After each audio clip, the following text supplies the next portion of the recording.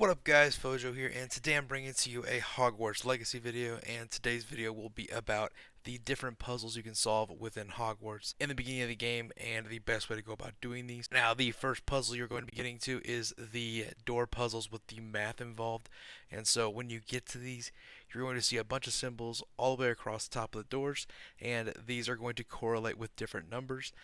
And now, when I first saw it, I thought it was 1 through 10, and immediately had to get changed to 0 through 9.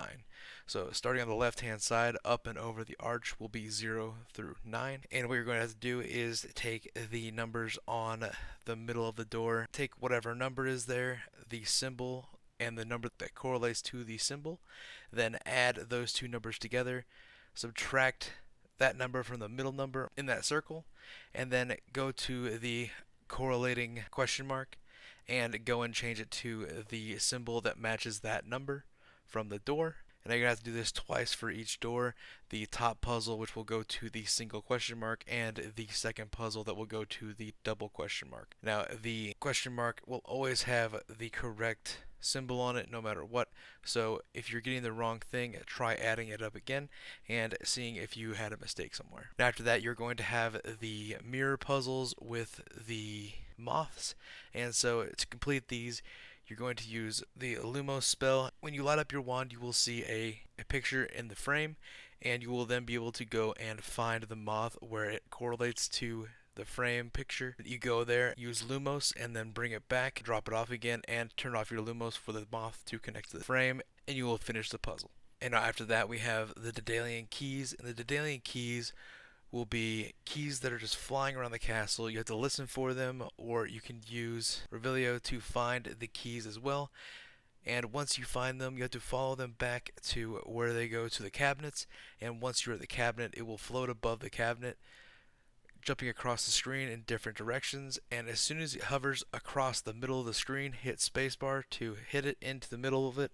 And then you will be able to complete that puzzle. It'll open up and give you a token for your house. And up next we have the eye chests. The eye chests are a pretty simple puzzle, but if you don't know about them like I didn't, you won't be able to open them up. And so you're going to need the disillusionment spell to go over here and open these chests. I have opened all of mine, so I was unable to open mine to show you, but basically you come up to the chest and you have to use the disillusionment, or else the eye on the chest will see you and you will have to back up and where it can't see you and try again.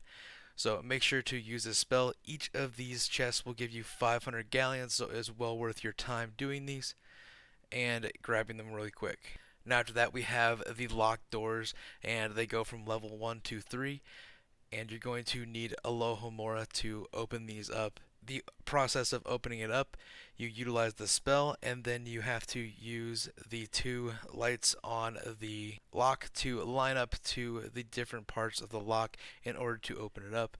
You will spin them around this section until the light matches up with one of the sections on the lock. There will be 8 different sections you can line up against this lock.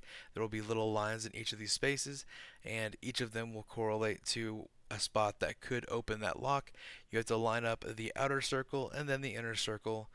Once you start to get close, the mechanisms in the lock will start to jiggle and move, but all you got to do is line it up with one of those lines and you will be able to match it up correctly and open the lock. It's a fairly simple puzzle, but if you do not know what it is, you will have a little bit of trouble with it. And last but not least on our list of different puzzles for this video, we have the last puzzle, which is going to be for the stars. And what you do is you find these random circles across the world, and you have to utilize your telescope to place in the pillar and look into the sky. There will be a constellation you will have to line up with the stars, and you can zoom in, spin around. Once you line it up, that completes the puzzle easy enough. But you'll have to find all of these different puzzles across the world. Now this is just a quick video to show you exactly how to do all these different puzzles and the best way to go about doing so. All these puzzles will be scattered across Hogwarts and the surrounding area. So far this game's a lot of fun, and there's a ton of puzzles to go out and solve and have fun with. If this video helped you out at all and helped you get through some puzzles, if you could like the video and subscribe to the channel, I would truly appreciate that, as well as leave a comment if this helped out, or if you have something you need to see and you need help with, let me know in the comments and I'll try and get it out for you. We'll have more videos out soon. I hope to see you there.